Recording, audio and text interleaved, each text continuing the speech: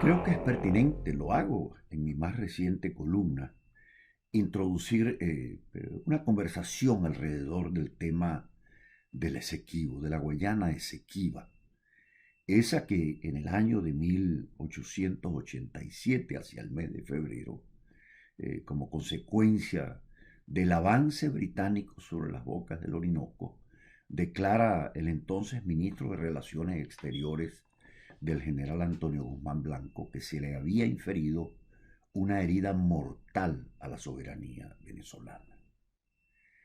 Ese tema se encuentra en la actualidad en manos de la Corte Internacional de Justicia.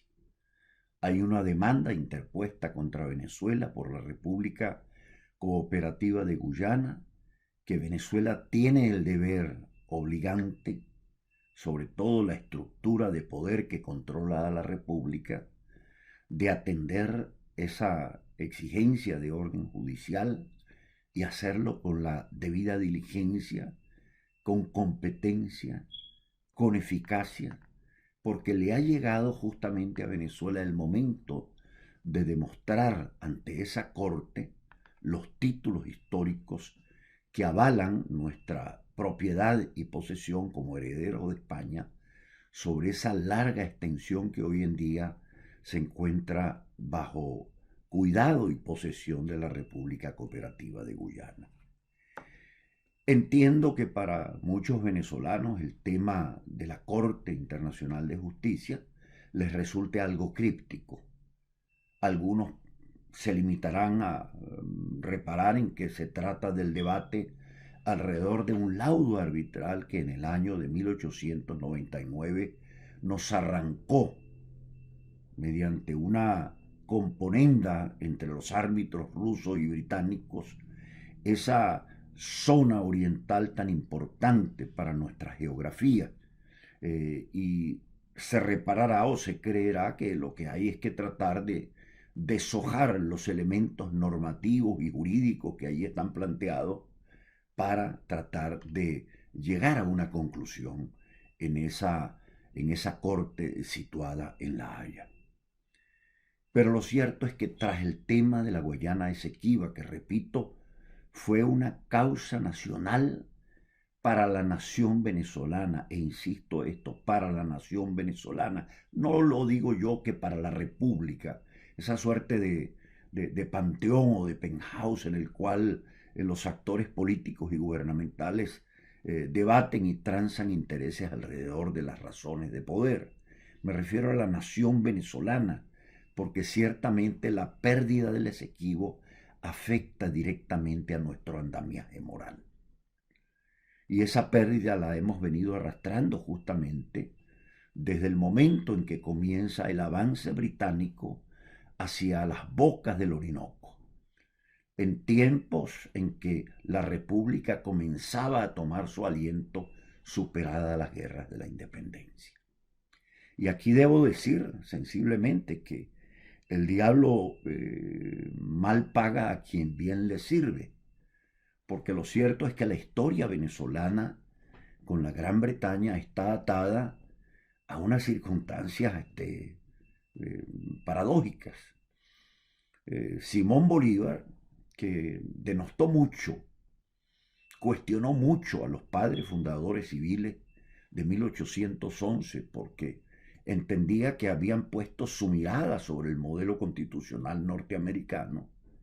En 1819 insiste en que el modelo que debemos seguir nosotros es fundamentalmente el modelo británico. Ciertamente que Bolívar imaginaba la posibilidad de tener en nuestra realidad una suerte de magistrado republicano adornado con los atributos de un príncipe constitucional. Pero no solo eso, sino que en 1817 le encomienda a López Méndez viajar a Londres para tratar de contratar a unos mercenarios. Habían concluido las guerras napoleónicas, a objeto de que esos mercenarios, pagados con dineros que prestaba el gobierno británico, pudiesen ellos venir a auxiliarnos en las guerras fratricidas por la independencia. Se les llamó la Legión de Húsares, pero en el fondo eran mercenarios. Concluida esa realidad, concluidas las guerras de independencia, automáticamente Gran Bretaña le impuso a la Gran Colombia y luego Venezuela tuvo que heredar ese tratado, el Tratado de Amistad, Comercio y Navegación, un tratado leonino sin posibilidades de ser denunciado, mediante el cual Gran Bretaña nos enviaría sus productos a nosotros, pero nosotros no podíamos enviar ningún tipo de producto hacia Londres porque nos consideraban un país todavía esclavista.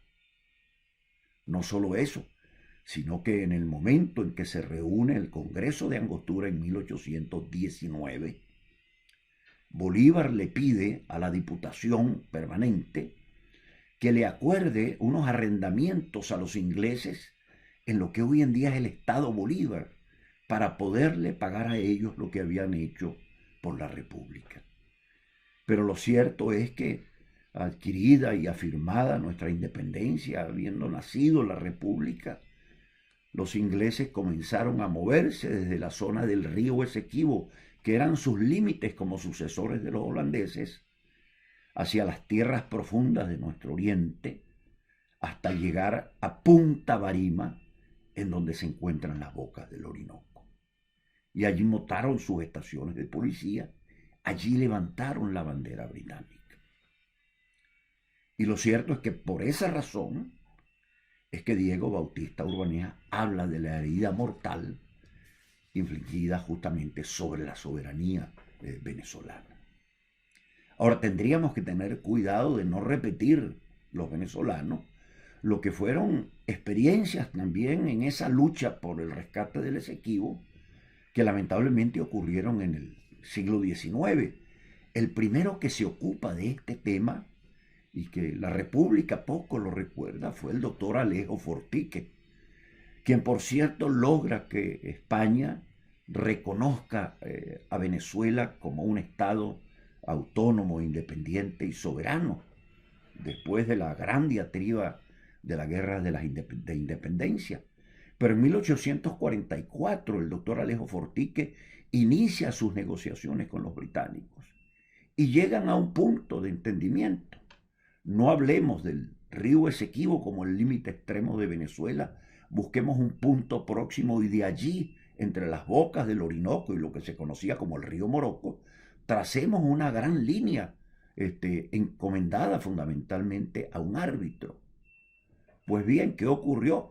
Lamentablemente, el Consejo de Gobierno reunido en Caracas consideró totalmente inaceptable y deprimente para la dignidad nacional el que se le hubiese exigido, en este caso, Gran Bretaña, al doctor Alejo Fortique, que los venezolanos nunca vendiésemos a ninguna potencia las bocas del río Orinoco, cosa que de suyo se encontraba prevista en la propia Constitución, porque ningún gobierno tiene autoridad para enajenar su propio territorio.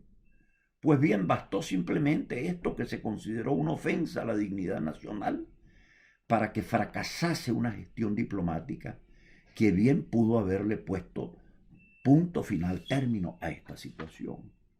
Igual le ocurrió sucesivamente al Marqués de Rojas, hermano de Arístides Rojas.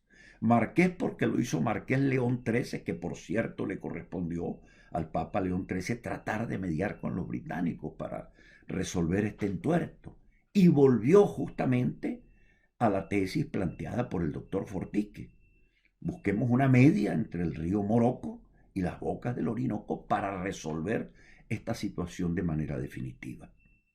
El Marqués de Rojas tuvo, por cierto, que subir de las bocas del río Morocco una milla hacia la costa para que pudiese tener desde el punto de vista práctico lugar el trazado que se esperaba lo realizase al final un árbitro. Pero ¿qué ocurrió otra vez desde Caracas? Gobernaba Antonio Guzmán Blanco y su padre, Antonio Leocadio Guzmán, era el consejero de la Cancillería venezolana. ¿Qué hizo? Acusó de traidor al Marqués de Rojas por haber hablado de la posibilidad de llevar una milla hacia el norte el límite del río Morocco, de manera tal de poder hacer un trazado que nos diese una solución práctica y satisfactoria, como más tarde tuvo que rezarlo el Acuerdo de Ginebra, que en buena hora alcanzó y logró para el país el presidente Leone. Y que es lo que nos permite hoy en día todavía estar en el debate de esta cuestión central para la vida de la nación venezolana, como lo es la del territorio Esequibo, que se debate fundamentalmente en la Gran Bretaña. Lamentablemente, en una tercera fase, a quien le corresponde hacer alguna gestión en ese siglo XIX tormentoso, fue al mismo presidente Antonio Leocadio Guzmán. Pero, o cosas que le pasan a nuestra nación. En aquel momento habían las mismas malas mañas que hoy en día vemos en la vida venezolana. Cuando al presidente Guzmán Blanco se le plantea por los británicos, bueno, volvamos a la tesis original, dividir entre el río Esequibo y el río Orinoco una línea media que resuelva esto de manera práctica, satisfactoria y amigable. El presidente Guzmán Blanco dijo que no aceptaba la fórmula de un arbitraje. Resulta ser que el presidente Guzmán estaba más preocupado por arreglar las deudas con los ingleses y por repartir entre distintos concesionarios el territorio venezolano para que fueran explotadas sus riquezas. Ahí está el contrato de Manoa, el contrato de Tormold, en donde les asignaba justamente inclusive las minas de hierro de Limataca. O sea, despedazando y canibalizando el territorio sin ocuparse de lo central que era resolver esta cuestión. El presidente Andueza Palacio, a través de su canciller, hacia el año 1890 no tuvo otra alternativa que acusar justamente al presidente Guzmán Blanco por haber roto las relaciones con los británicos y no haber alcanzado esa solución que tuvo a mano en esas circunstancias. Pues bien, quiero decir lo siguiente y a manera de conclusión. El tema del territorio para Venezuela ese ha de ser y ha de seguir siendo una causa nacional. Esto no es un problema de los actores políticos, quienes tendrán que asumir sus responsabilidades por las acciones u omisiones en que hayan incurrido en el tratamiento de este tema, sobre todo a partir de 1999. A lo largo de estas 2 décadas en donde el país se ha transformado fundamentalmente en un camposanto y se entiende que, lógicamente, los venezolanos, ocupados de sobrevivir, mal tengan tiempo o espacio para este asunto que, repito, es crucial para el sostenimiento de la identidad nacional, porque es justamente parte del territorio en donde tiene asiento nuestra propia realidad humana y en donde en definitiva logró conjugarse ese espíritu venezolano que hoy en día vaga por todo el planeta.